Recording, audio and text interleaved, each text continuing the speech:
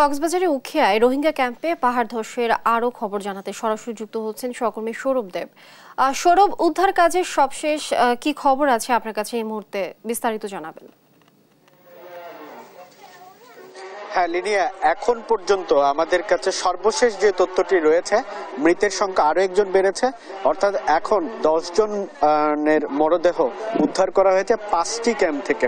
অর্থাৎ কক্সবাজারের যে উখিয়ার 5টি ক্যাম্পেই পাহাড় ধসের ঘটনা ঘটেছে, বড় ধরনের ঘটনা, এবং এখানে 10 জনের মরদেহ এখন পর্যন্ত উদ্ধার করা হয়েছে এবং সেখানে 2 জন বাংলাদেশি রয়েছে।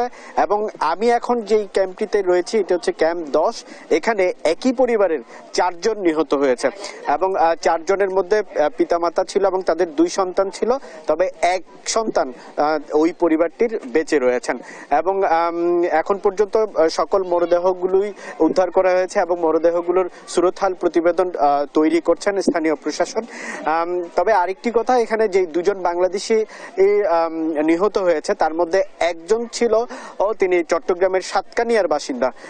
অর্থাৎ তিনি এখানকার এক রোহিঙ্গা নারীকে বিয়ে করেছিলেন এবং তিনি এখানে শ্বশুর বাড়িতে এসেছিলেন এবং সেখানেই তিনি গতকাল যে ভারী বর্ষণ, সেই ভারী বর্ষণের ফলে যে পাহাড় ধসের ঘটনা ঘটেছে সেখানে তিনি নিহত হয়েছেন, তার স্ত্রী সহ।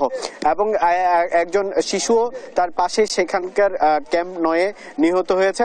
অর্থাৎ এখন পর্যন্ত আমাদের কাছে যে তথ্যটি রয়েছে, এই পাহাড় ধসের ঘটনায় 3 শিশু এবং 3 নারী এখানে নিহত হয়েছে 10 জনের মধ্যে। আর স্থানীয় প্রশাসন যেটি বলছে যে যে স্কুল ছাত্র নিহত হয়েছে তাকে দাফন কাফনের জন্য 9,000 টাকা আপাতত তাকে দেওয়া হয়েছে এবং পরবর্তীতে তার পরিবারকে আরো সাহায্য সহযোগিতা করা হবে। এবং ক্যাম্পের দায়িত্বে থাকা শরণার্থী ত্রাণ ও প্রত্যাবাসন কমিশনের কমিশনার মিজানুর রহমান যেটি বলছেন আমাদেরকে, যে যেহেতু পুরো রোহিঙ্গা ক্যাম্পটি পাহাড়ের পাদদেশে অবস্থিত, ভারী বর্ষণ হলেই এখানে পাহাড় ধসের যে সম্ভাবনা সেটি থাকে এবং এই ধরনের ঘটনা নতুন নয়। এই ধরনের ঘটনা এখানে 2017 সালের পর থেকেই বেশ কয়েকটি ঘটেছে এবং প্রায় প্রত্যেকটিতেই প্রাণহানির ঘটনা ঘটেছে।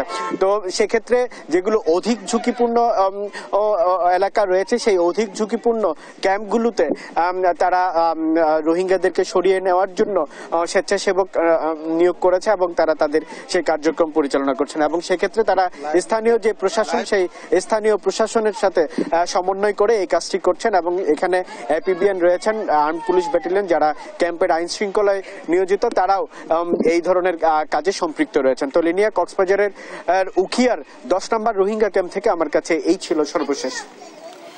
দর্শক, আমাদের সহকর্মী সৌরভ জানাচ্ছিলেন উদ্ধার কাজের সবশেষ তথ্য।